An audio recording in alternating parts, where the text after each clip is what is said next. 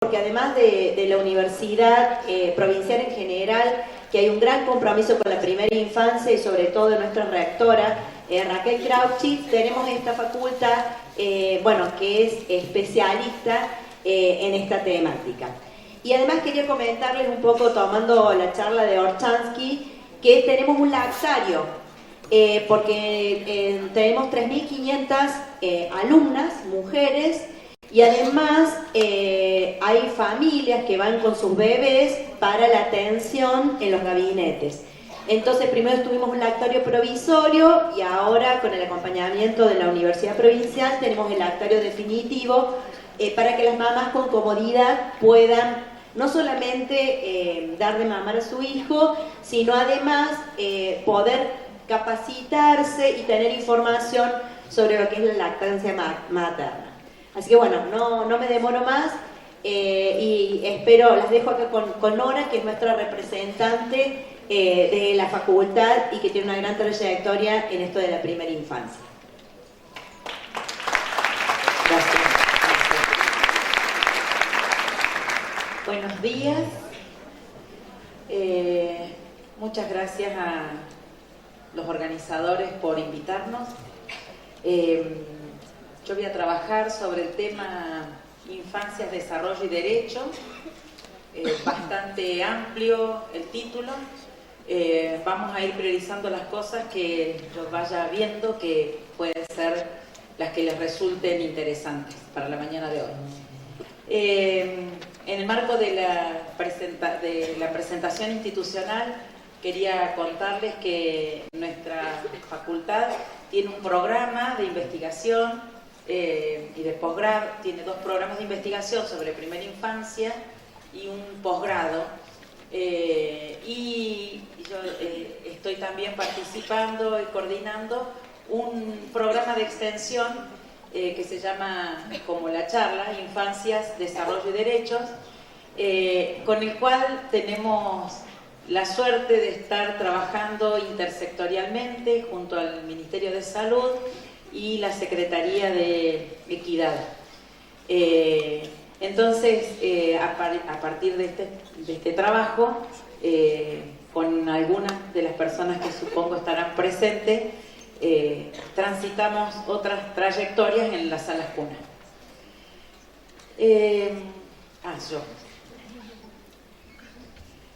Si la primer diapo dice, si la supervivencia infantil representa una de las principales asignaturas pendientes que nos ha dejado el siglo XX, garantizar el crecimiento y desarrollo saludable de los niños y niñas durante la primera infancia en este siglo XXI debe estar indisolublemente asociado. Esta frase de Amira Consuelo nos lleva a plantearnos con la calidad en que sobreviven los niños que sobreviven. Durante el siglo pasado se trabajó incansablemente para reducir la mortalidad infantil y eso se logró, y celebro que en estos momentos estemos pensando en la calidad de vida de los niños.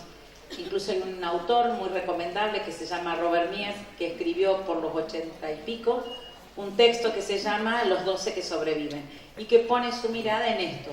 Bueno, en la calidad en que los chicos crecen y se desarrollan es en lo que quisiera yo poner el ojo esta mañana.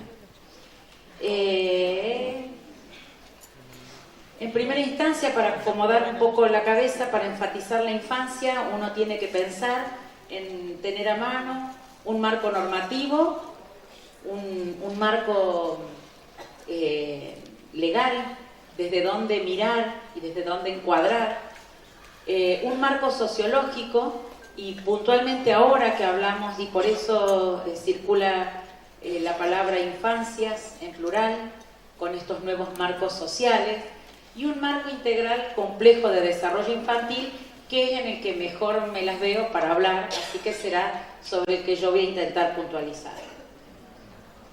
En relación al marco normativo, solamente voy a traer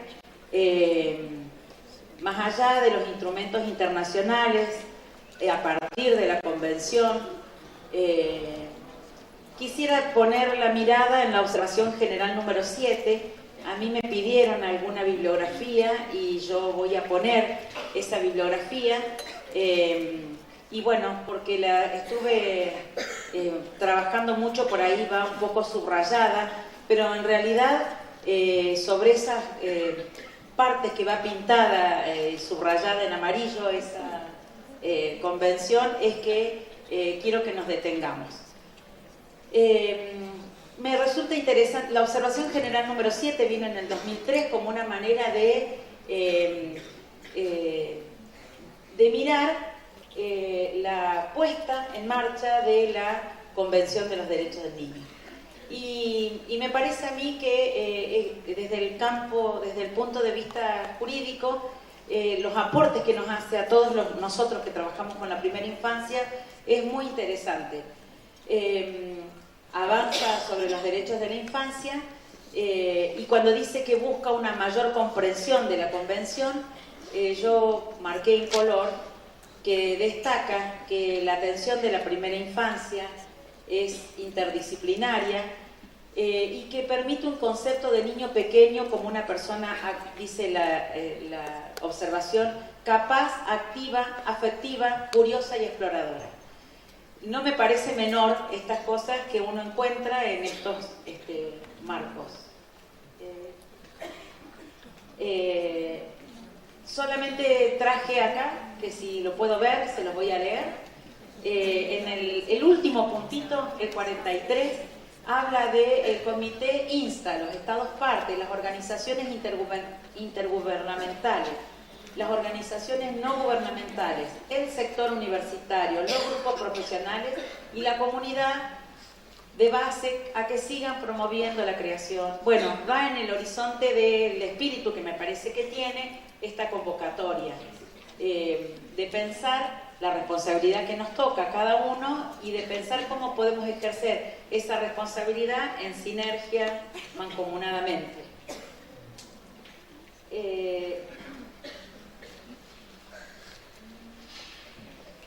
Bueno,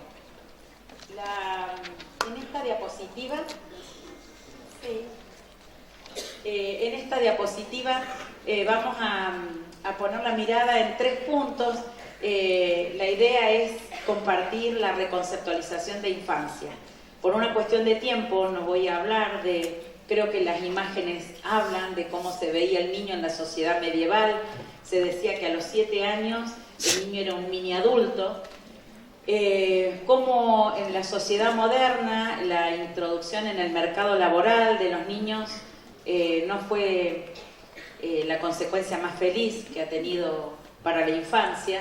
Y quería pensar esto de que el concepto de infancia es relativamente nuevo y que tal vez ahí eso que el último cuadrito celeste es una coordenada y habla de la mortalidad infantil y habla de la reducción de la mortalidad infantil.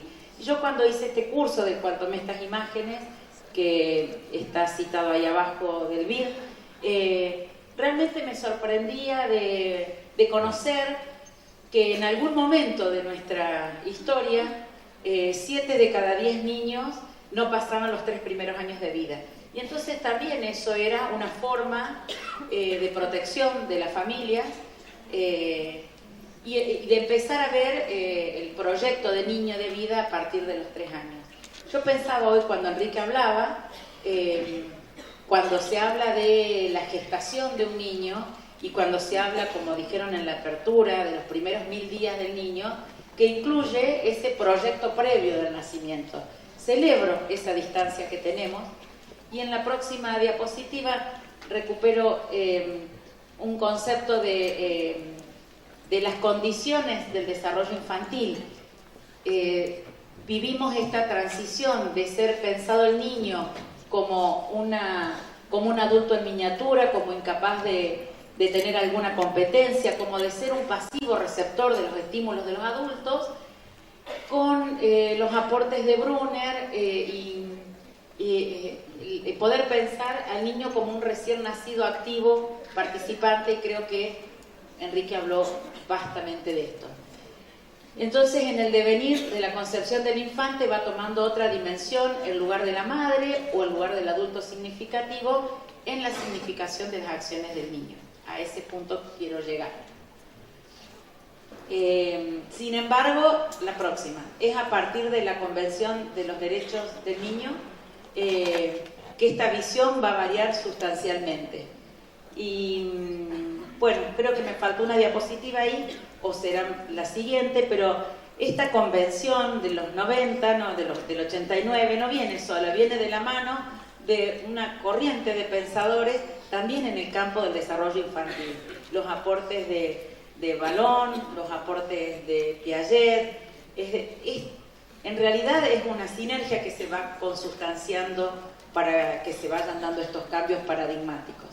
Acá recupero el tema de la distinción entre infancia y niñez, al menos para unos autores uruguayos, y plantean que la infancia se inscribe en un espacio teórico, discursivo y que alude a una categoría que da cuenta de los significados y expectativas culturales y relativos al grupo social, y de ahí podemos decir entonces esto de que convergen distintas infancias en nuestra sociedad.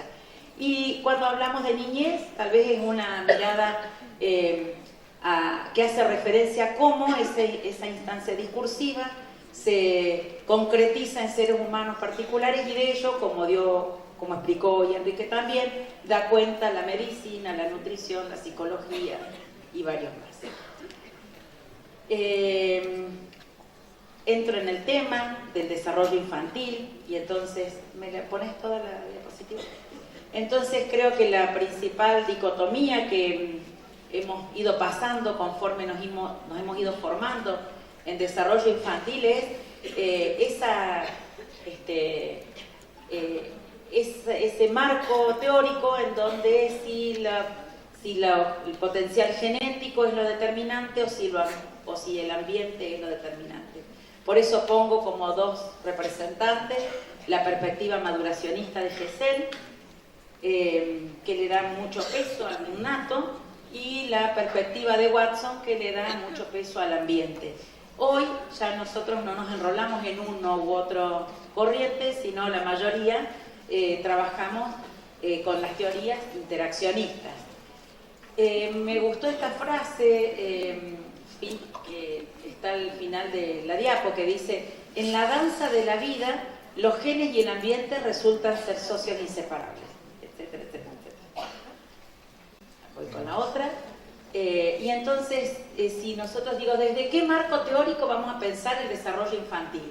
Bueno, uno diría desde un marco teórico situado, desde un marco teórico de contexto, y el principal exponente, y perdón, no he puesto ahí el apellido, sería Uri Bronfenbrenner, con la perspectiva ecológica del desarrollo, que de alguna manera representa esa figura. El niño depende de ese microsistema que es la familia, pero también de las instituciones que están en comunión directa con ese microsistema, sobre todo en la primera infancia, pero también de las otras instituciones más alejadas y esporádicas, pero en definitiva también de las políticas públicas, tanto de los adultos como de los niños, de las políticas de trabajo que van en el sentido de traccionar o no para que la mamá pueda compartir con el niño, o en las políticas públicas de la primera infancia en sí.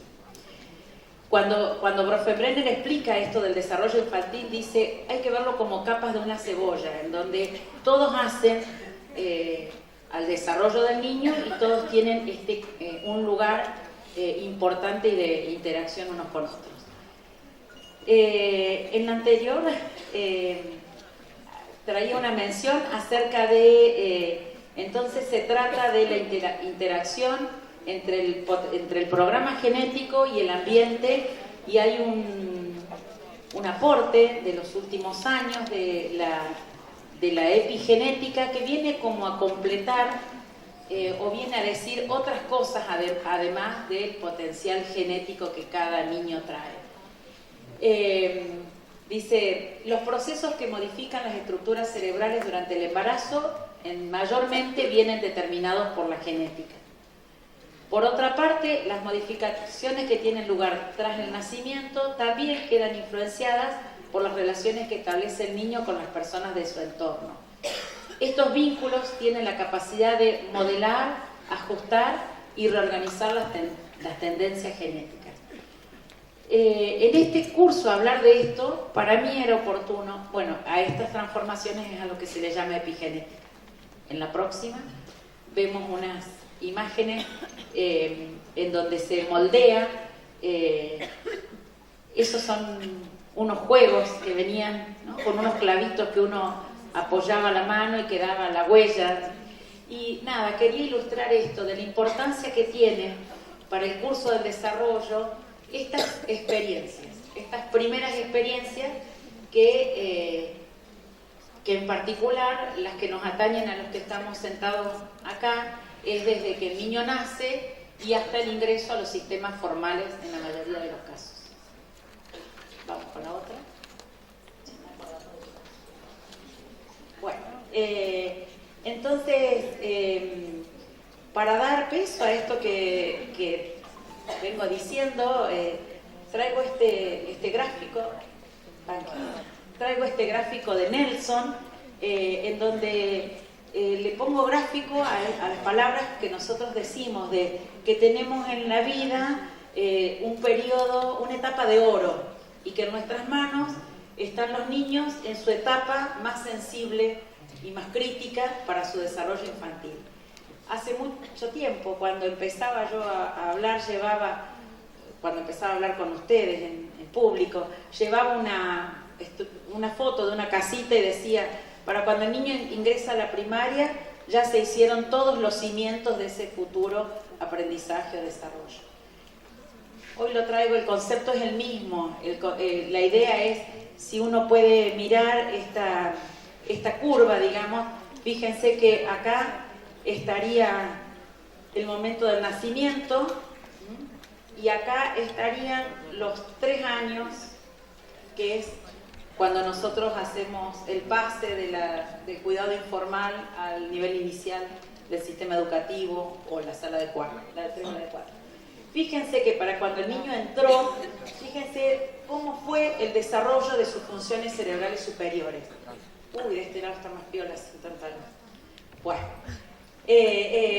fíjense cómo las oportunidades, y por eso se habla de periodo sensible y periodo crítico, las oportunidades de intervenir ajustada y adecuadamente, tienen una relación directa con el establecimiento de estas funciones que lo van a acompañar para el resto de su vida.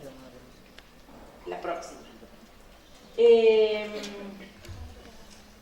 El desarrollo infantil es un proceso que se expresa a través de cambios en sus conductas, donde el niño aprende a dominar niveles cada vez más complejos, movimientos, postura, expresión de pensamiento, emoción, sentimiento, y de esto va a depender la relación con los demás.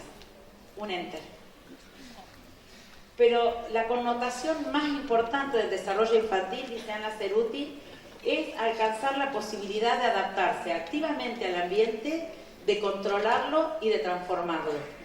Y la verdad que para que los niños puedan adaptarse y no queden sobreadaptados, necesitan de adultos potentes que sean capaces de conducirles y darles ese espacio para que también puedan controlarlo y transformarlo.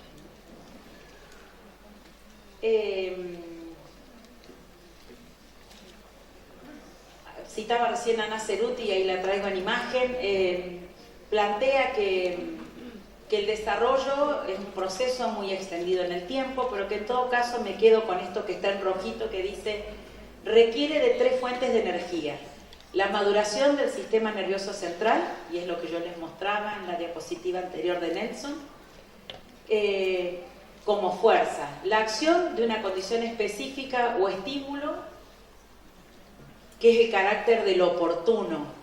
Hoy Enrique decía, un bebé que está en la panza durante tanto tiempo, sin someterse a la luz, nace con determinadas condiciones visuales. Bueno, un niño para poder desarrollar todas sus funciones cerebrales superiores requiere de una serie de estímulos que los adultos le acerquemos, le brindemos, le pongamos en el escenario. Pero la cosa no termina ahí, dice, y la experiencia. Para que un estímulo, una estimulación, se convierta en una experiencia, supone una posición del otro, del niño, del bebé con el cual estoy interactuando. A veces nosotros caemos en el bombardeo sensorial o en la hiperestimulación y no garantizamos que eso se convierta en experiencia. Y la experiencia la vamos a saber descubrir si sabemos mirar, observar, y ahí vamos a encontrar indicadores. La experiencia da cuenta de un lugar activo de participación del otro. Pasamos. Hablo un poquito de los adultos en los escenarios de la infancia. Y entonces se trata de dar ese viraje la anterior. Se trata de dar ese viraje de cuidado del desarrollo como sujeto de derecho a la experiencia, reemplazando la estimulación del desarrollo desde la exigencia. Tal vez es sutil, pero actitudinalmente los resultados no son sutiles, son abismales. Entre proponer y dar un escenario y tener una concepción de que tiro estímulos porque algo de eso va a quedar. La palabra cuidado alude al interés reflexivo que se pone en algo o alguien. En ese punto creo que todos los que participan en este encuentro y ustedes más que yo están muy cercanos al cuidado, y la verdad que la palabra reflexión me parece oportuna de celebrar en este y en todos los encuentros venideros. En la próxima. Y entonces, ¿cuál era la palabra que usabas, Enrique? ¿La intemperie? Yo digo, ¿cuál sería el kit de la cuestión de intervención en el cuidado de los niños pequeños? ¿Cuál es la vía de ingreso? ¿Cuál es la llave? ¿Qué es lo que yo hoy quiero poner énfasis en este encuentro? En el cuidado de las interacciones. Las interacciones son esa gran oportunidad y que se dan en lo cotidiano que la organización subjetiva tiene. Esto se juega en lo cotidiano, en cómo la familia lo despierta, en cómo el centro lo recibe, en cómo en estos espacios de experiencia le hacemos las propuestas. Y de ahí traigo 3 puntitos. Las necesidades orgánicas, el sueño, el hambre, la sed, la necesidad de moverse, son manifestaciones de un desequilibrio interno que van a configurar las primeras emociones ligadas a necesidades, en la mayoría de las veces, de carácter biológico. Estas emociones se expresan a través de los cambios de conducta, el llanto, los movimientos, la mirada, y representan señales que es capaz de emitir tempranamente cualquier niño. La diferencia la vamos a hacer con la interpretación y significación de esas señales. Por eso me parece oportuno que si pensamos en fortalecer la infancia, tendremos después seminarios que van a hablar de la situación actual de la infancia para Argentina. Y entonces yo me anticipo diciendo, el primer camino de aproximación, o uno de los caminos de aproximación, tal vez está puesto acá, en el rol de los adultos. En la próxima.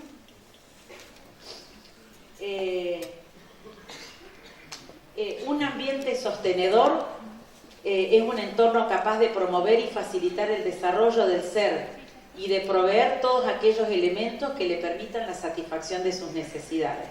Y ahí traigo, mala mía que no lo he citado, de un material de Nación, de García y Chocler, que plantean 3 cuestiones a considerar en cualquier escenario para la infancia. La continuidad, tanto de las personas que lo cuidan como del ambiente, el hogar, las guarderías, los lugares nuevos. La confiabilidad, seleccionar los estímulos tanto como sea posible. Ahí trae el concepto de habituación de Brazelton, que un poco Enrique lo traía hoy cuando decía, cuando uno presenta estímulos más desordenados, más allá de lo que el niño puede metabolizar, lo que hace es la tendencia a dejarla pasar. Brazelton habla de un mecanismo de habituación. Cuando uno lleva a un niño pequeñito a un baile, qué sé yo, con muchos sonidos, seguramente se enquista, se encierra y deja que transcurra ese momento y tal vez se la cobra al día siguiente. El niño que está lo suficientemente sano y estructurado, bueno, hará todo su desquite al día siguiente. Seleccionar los estímulos tanto como sea posible es cuidar, digamos, y no que sea una catarata de estímulos a los cuales el niño se habitúa, pero no hace la diferencia. Esa sería un poco la traducción. Y la adaptación graduada, el adulto debe adaptarse a las nuevas exigencias con competencias del bebé. Sostén, espacio, preparación del espacio. Ahí, ¿no? Está lindo para pensar. El proceso de adaptación. ¿Quién necesita un proceso de adaptación en el nivel inicial? En el centro en la sala cuna. También en el mejor de los casos podríamos pensar que es bidireccional. El niño se adapta a ustedes y ustedes se adaptan al niño. Esta teoría nos invita a pensar en nuestros propios procesos de adaptación. Pasamos a la otra. Pasamos acá, defino prácticas de crianza, pero todos ustedes ya lo han estudiado. La paso y la pasamos. Son muchas flechitas. Como los cuentos, los juegos, los juguetes, la comunicación, todo hace a las prácticas de crianza. Y vamos a la otra diapo, que es en la que me quiero detener, y pensar que las prácticas de crianza se registran, tienen al menos una manera de mirarlas es con 3 registros distintas, ¿no? La anterior, me quedé en las prácticas. El registro corporal, justo no se ve la palabra, pero la amarilla sería el registro corporal, que está integrado por los modos o modalidades de calmar un bebé, algo hablamos hoy, de alimentarlo, de interactuar, de jugar con el niño, pero también hay una práctica de crianza en relación a la selección a los objetos, que sería la rosca. ¿Qué se les presenta? ¿Qué se les ofrece? ¿Con qué dispositivos? Tanto en la familia como en el hogar, como en la institución, digamos. Y finalmente la práctica de registro ritual, ¿no? Hoy el doctor Enrique hablaba de cuando los adultos padres le devolvían la pregunta de a qué hora se duerme un niño, a qué hora se debe acostar. Bueno, nosotros debemos saber que los rituales son organizadores temporales y que le permiten al niño que todavía no cuenta con la representación mental, le permite organizar cierta temporalidad y eso le da previsibilidad. Entonces, un montón de cosas que en las salas yo comparto, que ustedes hacen y que son rituales, no son obsesiones adultas, ¿no? Sino que bien pensadas tienen que ver con esto. Entonces, en la próxima, para terminar, pienso yo que la atención a la infancia es intersectorial. Creo que ningún sector, ni educación, ni salud, ni desarrollo social, ni justicia, puede con todo esto. Creo que los programas deben tender a ser intersectoriales y por lo menos así lo trabajamos nosotros. Y como desafíos, que no me privé de nada en esta charla, también de pensar desafíos, creo que cuando se habla de la infancia invisibilizada y se habla de lo que se sabe y también se habla de lo que no se sabe, creo que como país, al menos como provincia, tenemos que mejorar nuestros datos.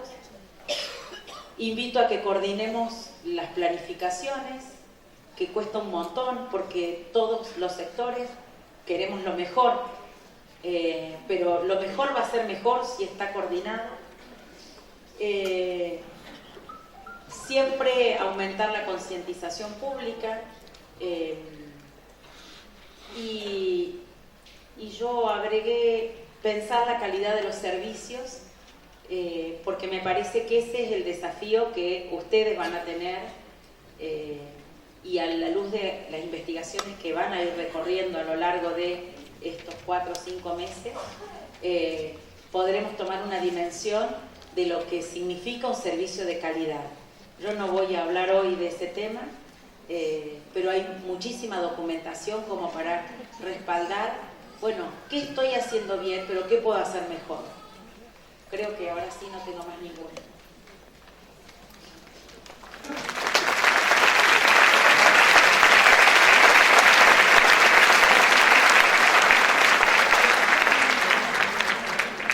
Todos los niños y las niñas tienen el mismo derecho a desarrollar su potencial.